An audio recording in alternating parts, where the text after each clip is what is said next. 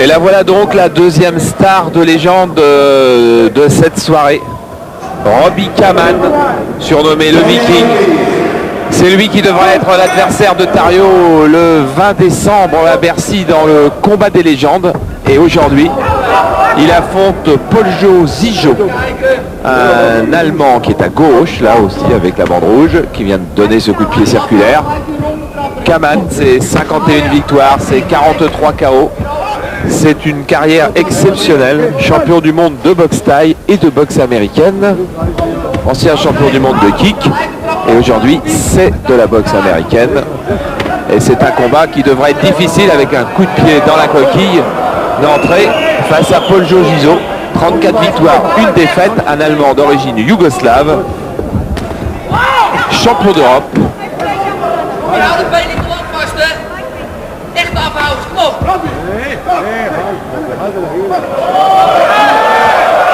Et au bord de l'avertissement, Kaman pour avoir accroché la jambe de son adversaire et frappé au même moment. Mais ce sont des automatismes de la boxe thaï que Rob Kaman évidemment a du mal parfois à contrôler. C'est le style de prédilection du Hollandais.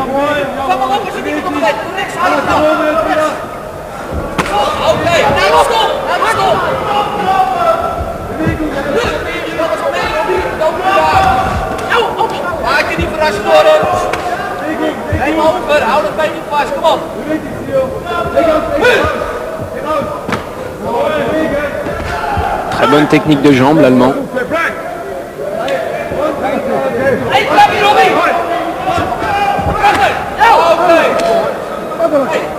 Oui, en boxe américaine, on ne donne pas de coups de pied dans les jambes, et bien que Rob Kaman l'ait bloqué, car il a l'habitude. Jimmy Barletta, l'arbitre. L'Allemand qui vient d'être touché par une très belle droite. C'est vrai qu'il était un peu en déséquilibre, mais c'est vrai qu'elle est arrivée juste à la pointe du menton aussi. Kaman un petit peu méfiant car il se souvient que sur ce même ring contre Luc Verrer, il est allé à terre.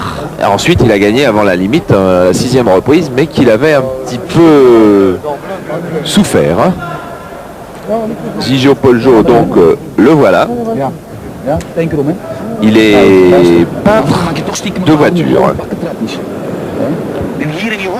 Et point commun entre les deux combattants, ils ont rencontré justement ce même Luc Ferreil qui avait posé des problèmes à Rob Kaman. Et Poljo l'a également battu, mais au point. Voilà, c'est donc un combat qui peut être un petit peu plus difficile qu'on ne croit, alors que vous découvrirez Jean-Paul Maillet, là, qui commente avec nous toute cette soirée de la Halle Carpentier.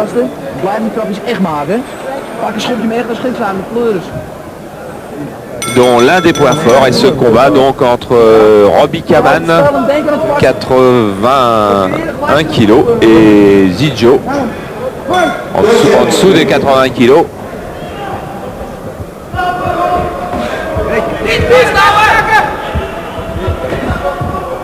Coup de pied retourné du Yougoslave qui bien entendu tente de ne pas subir le pressing du Hollandais.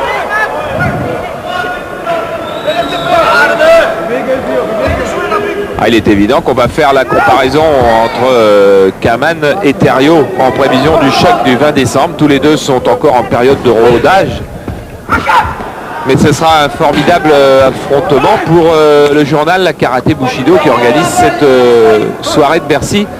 Jean-Paul, vous êtes allé à la rencontre de Kaman? Oui, tout à fait.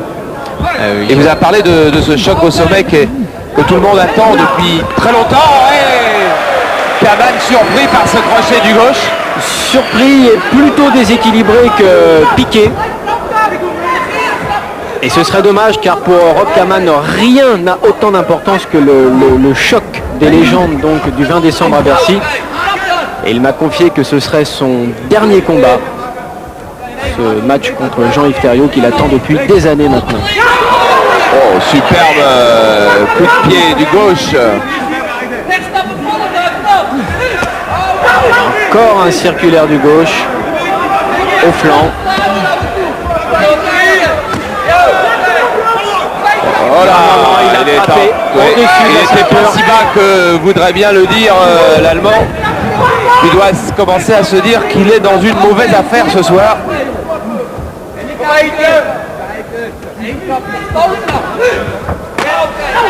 Oui, excellente réplique aux jambes de Kaman.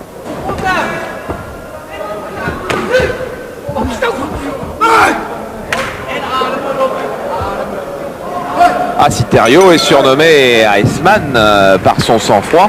Eh bien, Robbie Kaman fait preuve aussi de beaucoup de sang-froid. Il avait bien touché du droit. Et hop, à la sortie. Exactement, il s'apprêtait à frapper avec le gauche et donc il a lui-même accentué ce déséquilibre. Niet goed zo. Ja, nou trap je echt die gozer. Ja, ja. Onthouden, anders krijg je straks gezaakt. Maar als je hem trapt, valt hij in de touw, hè? Et si on élargit un petit peu sur la gauche de Kaman, on va découvrir celui qui parle, voilà, qui s'essuie l'œil. On le connaît bien parce qu'on l'a vu boxer ici.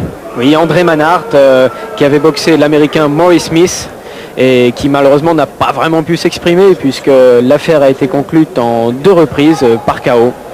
Un superbe combat retransmis au mois de juin dernier. Mais il y a beaucoup de solidarité entre tous les boxeurs, d'ailleurs entre tous les boxeurs en règle générale de ces formes de boxe, hein, qui s'apprécient, qui se voient, qui mangent ensemble dans les jours qui précèdent le match, qui dîneront encore ensemble après. C'est vrai, c'est une boxe jeune et c'est la première génération de ces boxeurs. Donc forcément il y a un ferment qui s'est créé.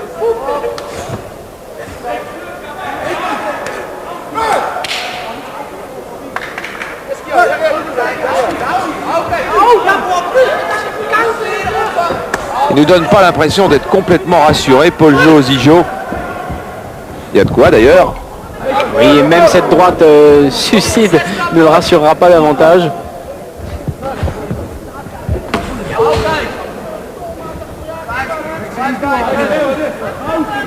Il est clair qu'il n'arrive pas vraiment à organiser sa tactique de combat. Du côté de Rob Kaman est beaucoup plus clair. Prise de distance avec les jambes. Et remise avec la droite.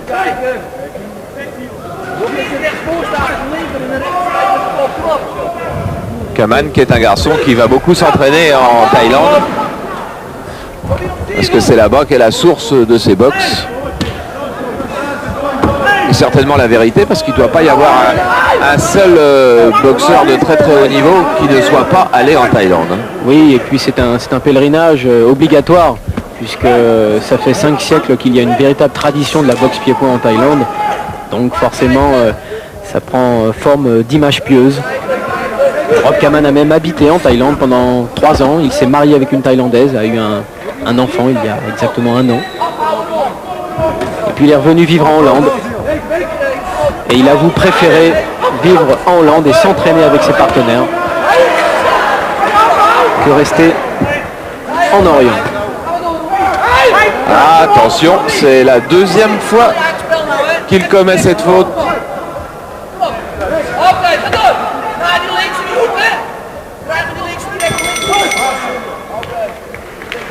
C'est un bon match tout de même, Zijo.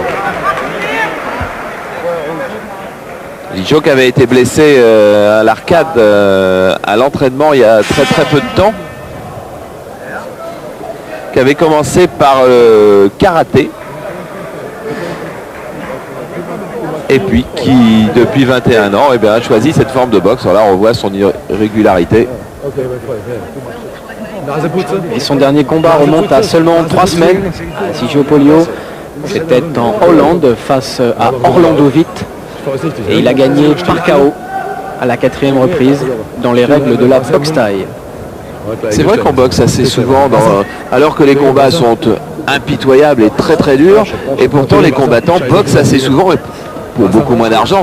Cela dit, c'est peut-être un petit peu aussi pour ça. S'ils gagnaient beaucoup à chaque fois, peut-être iraient-ils moins souvent sur le ring. Mais ils arrivent à récupérer vraiment. Oui, mais c'est pour ça que les carrières s'arrêtent assez rapidement. C'est-à-dire que des boxeurs comme Jean-Yves Thériault ou Robbie Kaman qui ont dépassé la trentaine, c'est quand même extrêmement rare maintenant.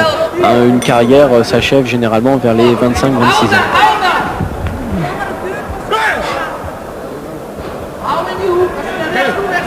Ah, il a une manière bien à lui de mimer les fautes, Monsieur Barletta.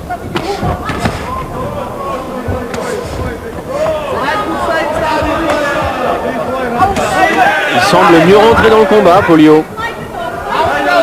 Ce qui peut être dangereux. Exactement. Car s'il se grise un peu, qu'il oublie qu'il rencontre un des meilleurs du monde,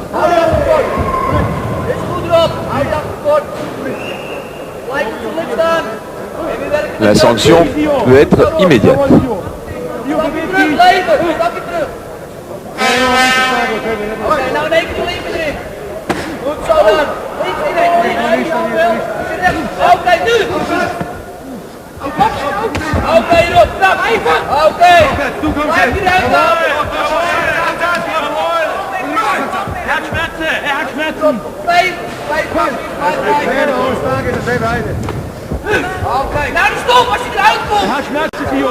Il est légèrement plus grand qu'Aman, plus petit je veux dire qu'Aman, 4 cm de moins. Ça se sent pas vraiment. Oh, superbe enchaînement, deux crochets au foie.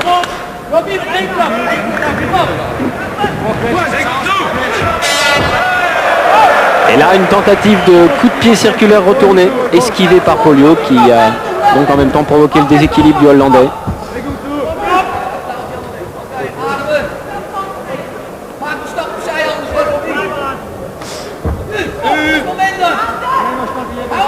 Rob Kaman a combattu aux États-Unis, au Japon, en Thaïlande, dans toute l'Europe. Ah, joli petit contre du droit qui suivait un crochet du gauche.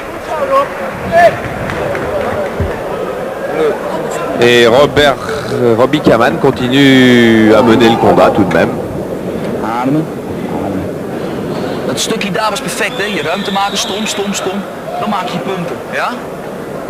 Hou die overtuiging erin, dat jij de baas bent. Robbie, als je met je gaat rennen, jij gaat je achteruit, probeer je been naast hem te krijgen, net als met clinchen, dat je hem doorbeweegt. Geef hem maar een rotsmat en die zou in één keer op die jurytafel leggen. Ja? Goed ademen. Hey, als je rechts voor staat, gebruik die links als een directe dan, hè? In één keer vol op zijn toet. Vous n'avez pas tout compris, nous non plus. Je peux quand même donner un petit détail, c'est qu'il parlait de sa position, de la position de jambe de Kaman, parce qu'il était en train de le mimer, et comme vous n'aviez pas l'image, c'est un petit peu plus facile pour nous.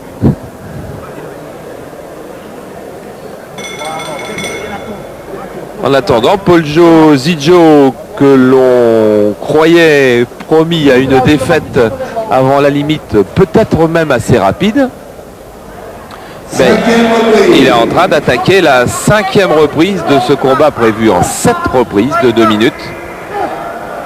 Et il jette l'éponge dans le coin de Polio Zijo, car Polio est revenu dans cette 5e reprise en boitant.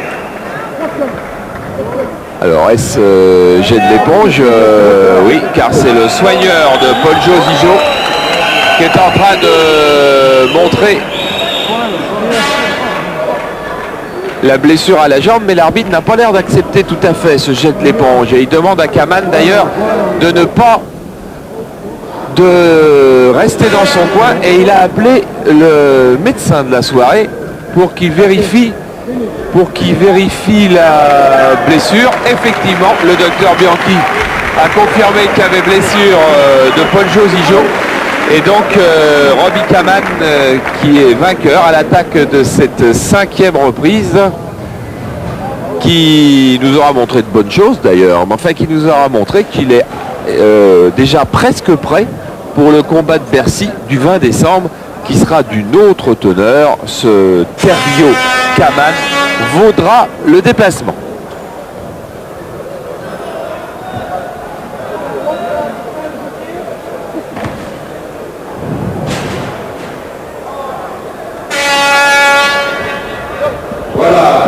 Il y avait une reprise qui était bien. Oui, ce combat, je demandais à 2 personnes de monter sur le ring, que je demandais d'accueillir la meilleure comme il se doit, car la bonne semblette ne serait plus tout à fait la bonne semblette sans eux. Et si elle est revenue maintenant à l'heure actuelle ce qu'elle est dans le en grande partie grâce à eux, Louis et Michel Lacaille.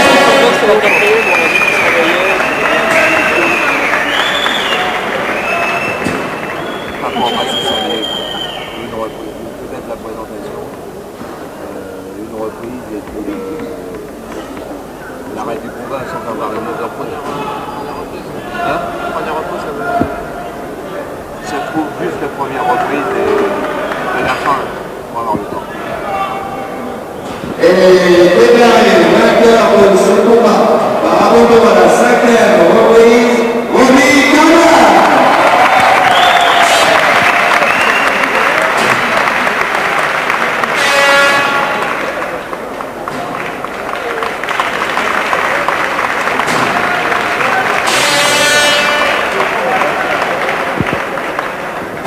Quand même